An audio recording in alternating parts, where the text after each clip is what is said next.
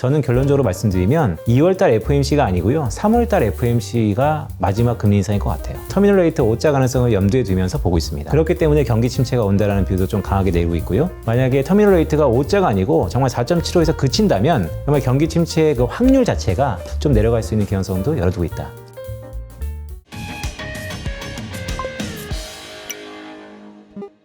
안녕하세요, 이호석입니다. 오늘은 빈센트 모셨습니다. 안녕하십니까?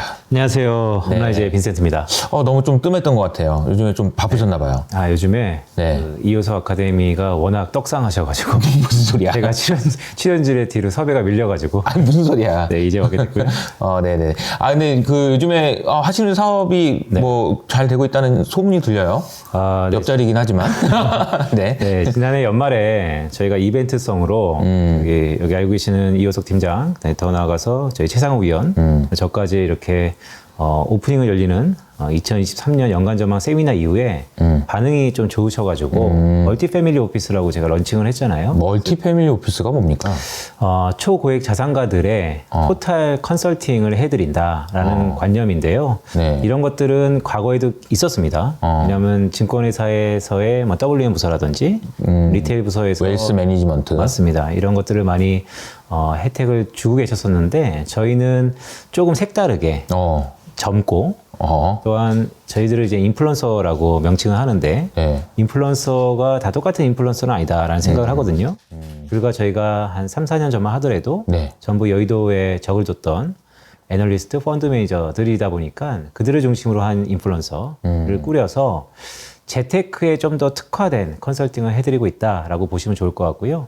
그러다 보니까 고객분들의 포트폴리오를 저희가 다 리뷰를 해드리고 더 나아가서 앞으로 맞춤 솔루션을 드리고 있는데 그 솔루션이 기존의 증권사하고는 조금 다른 게 저희가 크립토라는 디지털 에셋을 담고 있기 때문에 네. 잘 아시겠지만 지난해 연말부터 크립토 시장이 좋죠. 네, 베타가 꽤 크기 때문에 우리 주식시장 좋은 것만큼 또 굉장히 좋다라고 할 수 있어서 용기를 내주셨던 저희 몇몇 분의 고객들이 지금은 그래도 좀 긍정적인 시각을 보내주고 계시다라고 보시면 좋을 것 같습니다. 멀티패밀리 오피스가 패밀리 오피스가 멀티로 있다. 이런 의미인 것 같고, 맞습니다. 그것보다 이제 그런 의미인 거죠. 네. 그 사업을 지금 진행을 하시느라고 오랜만에 나오셨습니다. 알겠습니다. 그동안 한 네. 2달 정도 된 것 같은데요. 네. 그 빈센트가 봤던 시각이 네. 맞아 들어가는 것 같아요. 그러니까, 그죠? 네. 경기 침체인 것 같다는 얘기는 아직은 덜 나오긴 하지만, 네. 연준이 금리 인상을 멈추는 것을 넘어서 네. 금리 인하는 아직은 아니지만, 어쨌든 지금 얘기들이 많이 나오거든요. 맞습니다. 네. 제가 이호석 그 아카데미 채널에 와서 큰 뷰를 제시해 드린 적이 없던 것 같아요, 보니까. 그래서 제가 생각하는 2023년 큰 뷰에 대해서 말씀을 좀 드리도록 하겠습니다. 네. 화면에 보시는 것처럼 크게 메시지는 3가지입니다. 첫 번째는 경기 침체가 왔냐, 아니면 지나갔냐, 아니면 올 것이냐, 아직까지 의견이 분분하죠. 하지만 실물 경제를 보는 저희 입장에서 보면 이미 지난해 9월 말 기준으로 글로벌 경기는 침체 국면에 들어갔다라고 보고 있고요. 미국 같은 경우는 이제 고용시장이 아직은 침체의 과거의 범주에서 상당히 벗어나 있기 때문에 네. 침체가 아니다, 아니면 이번 침체는 이미 지나갔다라고 보시는 부분도 분명 있지만 그렇지 않을 것이다 라는 생각을 여전히 갖고 있고, 따라서 제가 주목하는 부분은 미국의 고용시장이 현재 코로나 이후에 이런 구조적인 변화를 얼마나 반영하고 있는가가 좀 더 중요하다라는 것에 집중하고 있고요.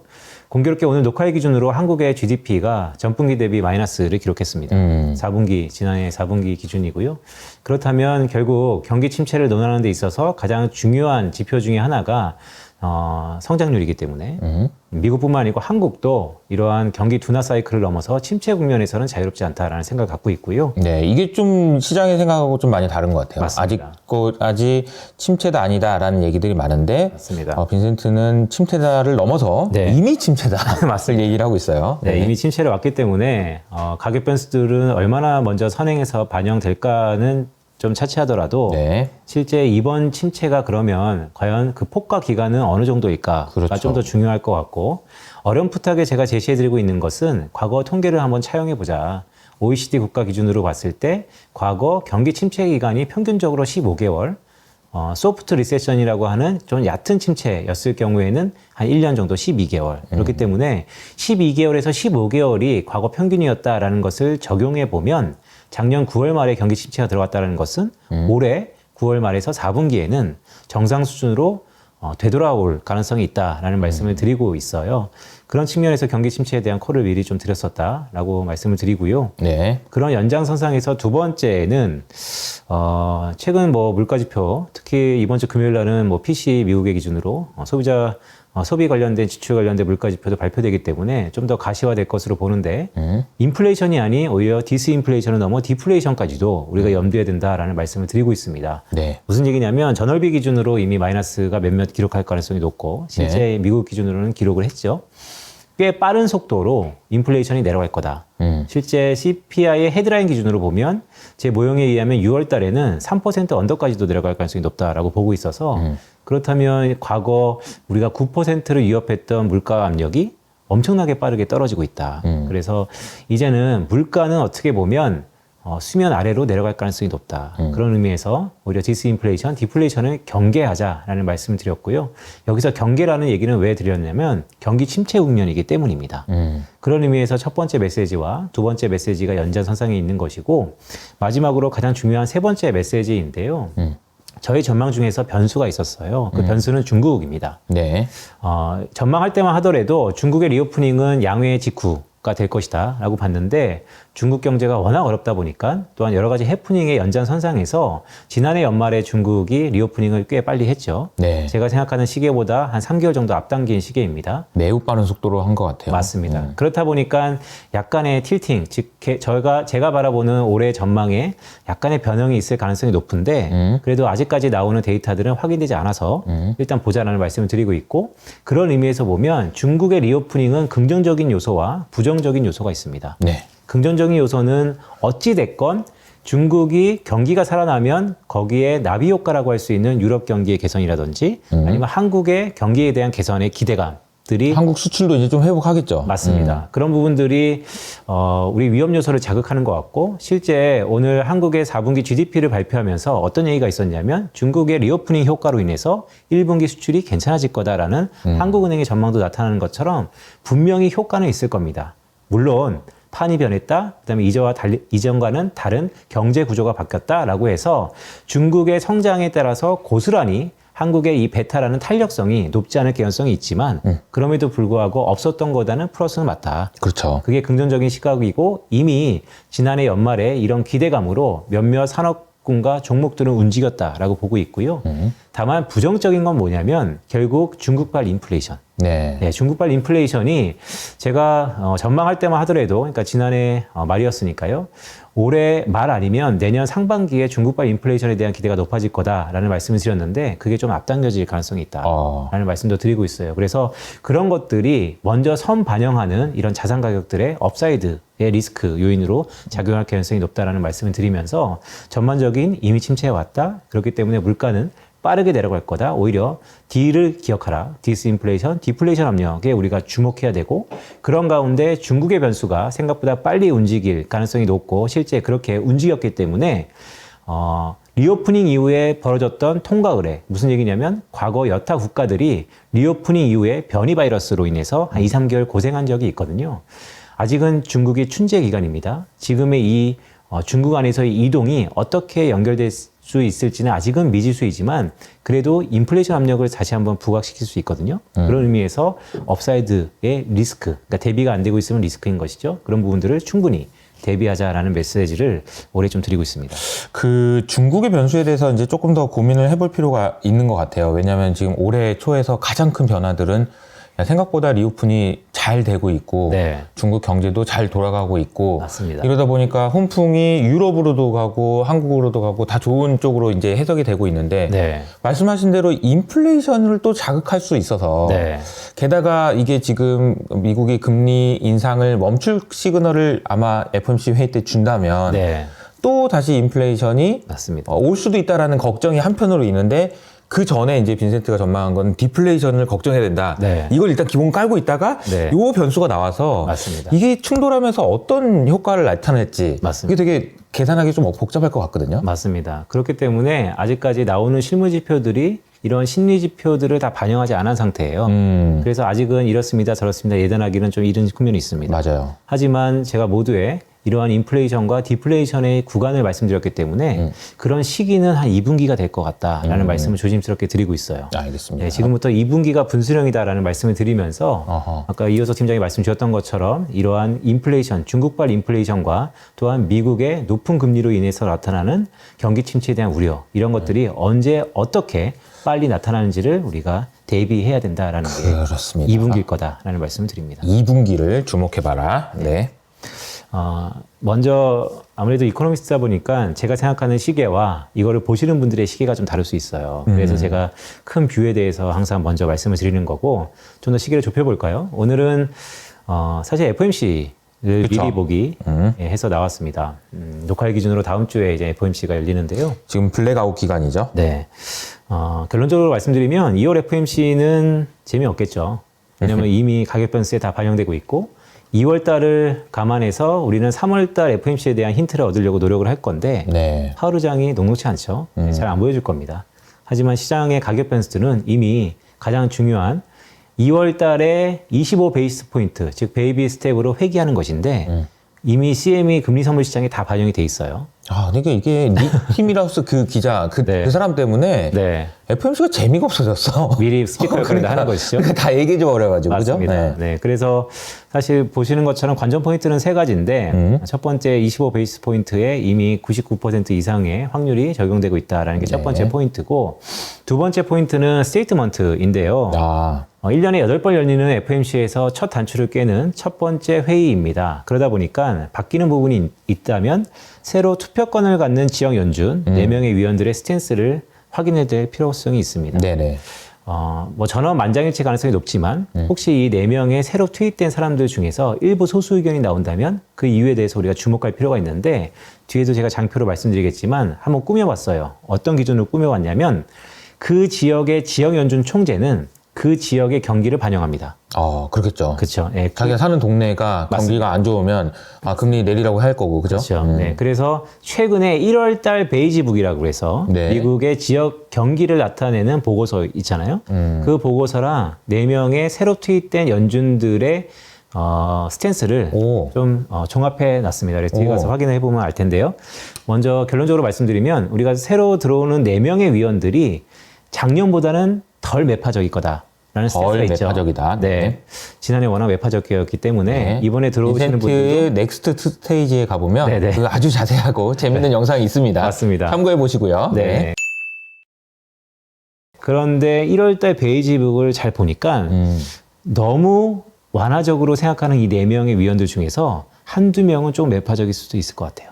경기가 좋아요? 그 지역에는? 베이지북에서는 여전히 임금 상승에 대한 우려들이 좀 남겨져 있어요. 그렇군요. 네, 그래서 그런 게 조금은 관전 포인트가 될 수 있다라는 말씀을 좀 꺼내드리고 있고 끝으로 이제 파월이죠. 캐싱 보트는 파월 의장이 갖고 있기 때문에 과소 긴축이냐 과잉 긴축이냐, 그러니까 물가를 집중할 거냐 경기를 집중할 거냐 여기에 끊임없이 논란이 될 것 같고 또한 기자들이 질문하겠죠. 부채 한도 어떻게 될 거냐, 또한 중앙은행의 독립성에 대해서 어떻게 할 거냐 이런 것들은 실제 파월 의장이 어떤 결론을 내기 어려운 질문들이기 때문에 나오겠지만 원론적인 얘기를 할 거다라는 말씀을 드립니다. 네. 그래서 이번에 관전 포인트는 크게 세 가지인데 이미 금융시장에는 많이 반영되었기 때문에 오히려 금융시장이 집중하는 것은 터미널 레이트라 그래서 미국의 연방준비은행 기금금리의 상단이 4에서 5자를 볼 것이냐. 네, 이번에 25 베이스 포인트의 상승은 상단이 4.75%가 되는 것이거든요. 그렇다면 3월 달에도 다시 한번 인상한다면 이제 5자를 보는 것인데 미국의 수많은 싱크탱크에서 적정금리, 잠재 성장률을 감안한 미국의 적정금리가 어느 수준이냐라고 하면 5자를 보는 데는 없어요. 그렇기 때문에 3에서 4% 언더의 적정금리가 형성된다 하더라도 그런 모형에 의한 모호한 말고 실제 5자를 보는 데는 없다. 그러면 5자를 본다는 것은 모두에 말씀드렸던 것처럼 경기 침체에 대한 가능성을 좀 더 높일 수 있다라는 것으로 연결될 소지가 있습니다. 그래서 2월 달 를 FOMC를 보면서 3월 FOMC에서의 금리 인상이냐 아니면 동결이냐 공교롭게 어저께죠 캐나다 중앙은행이 금리를 동결했습니다.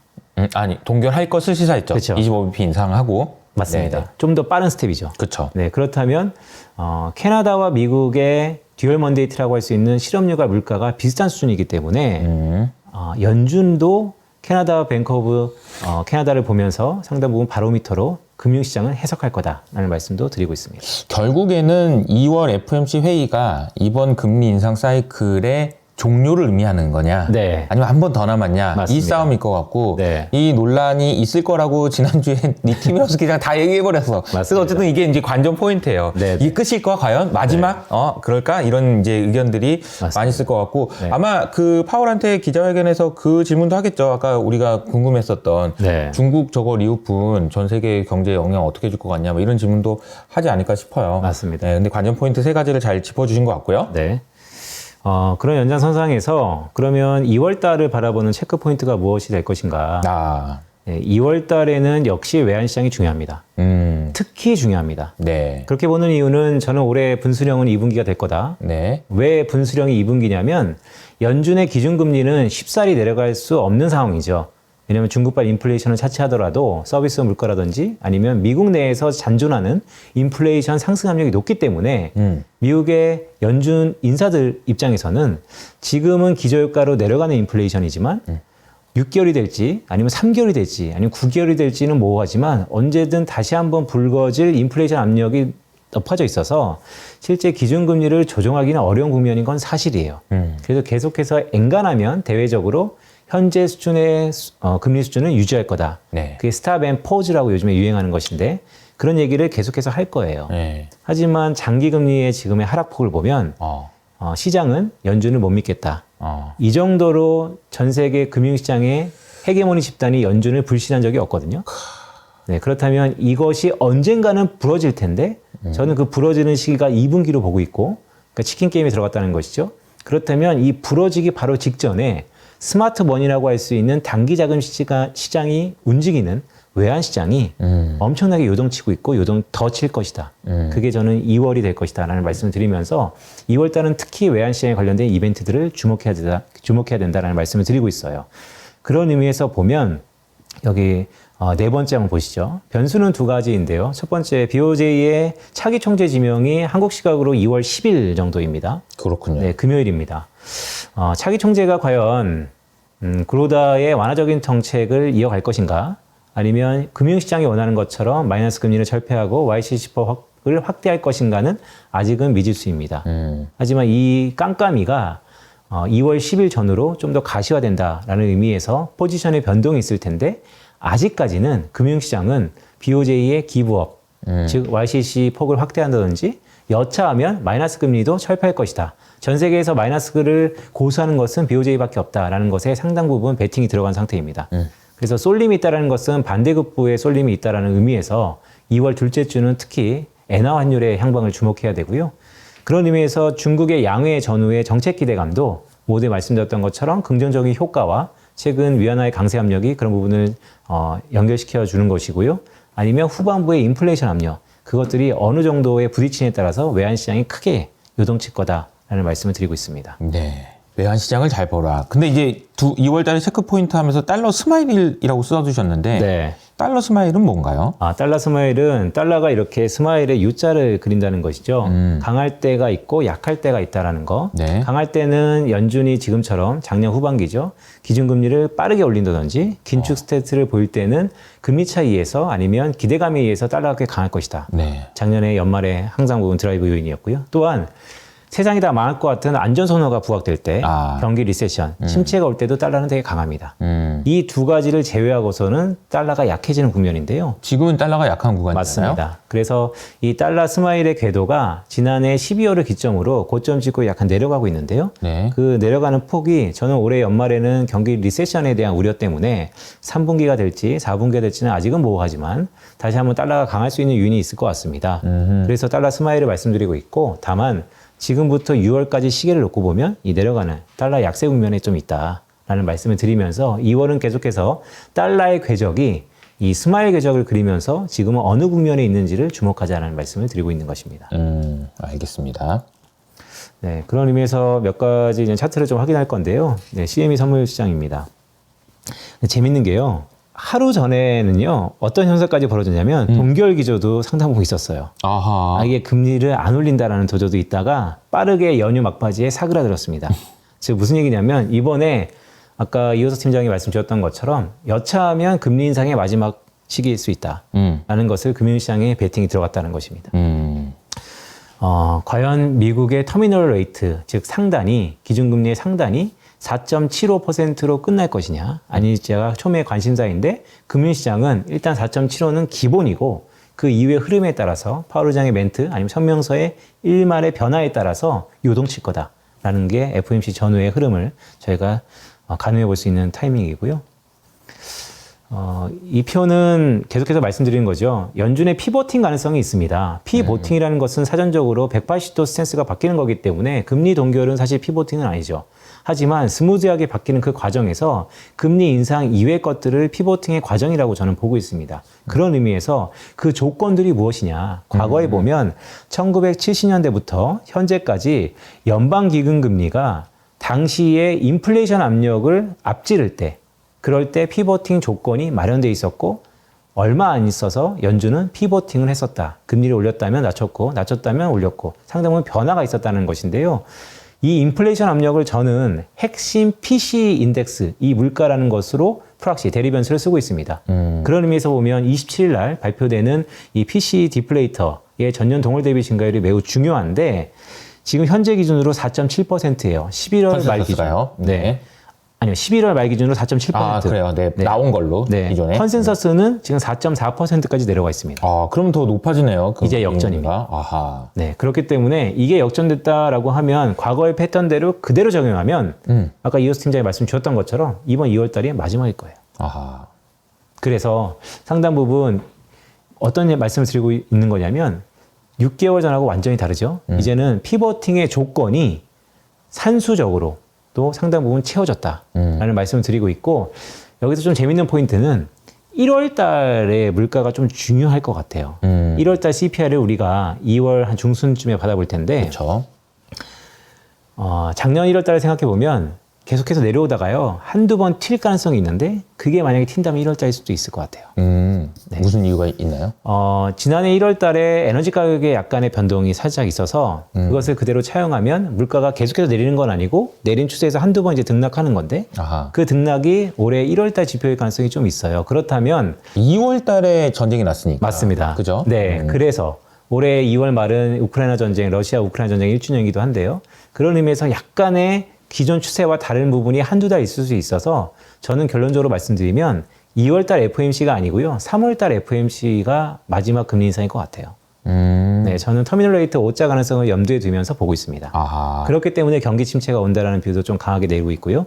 만약에 터미널 레이트가 5자가 아니고 정말 4.75에서 그친다면 네. 정말 경기 침체의 그 확률 자체가 지금 뉴욕 연준이라든지 다른 IB들에서 확률 자체가 좀 내려가고 있다라는 뉴스 플로우도 듣고 있는데 하지만 제 모형에서는 여전히 경기 침체 확률이 높거든요. 근데 이 금리 수준이 정말 5자를 안 찍는다면 좀 내려갈 수 있는 개연성도 열어두고 있다라는 말씀을 드립니다.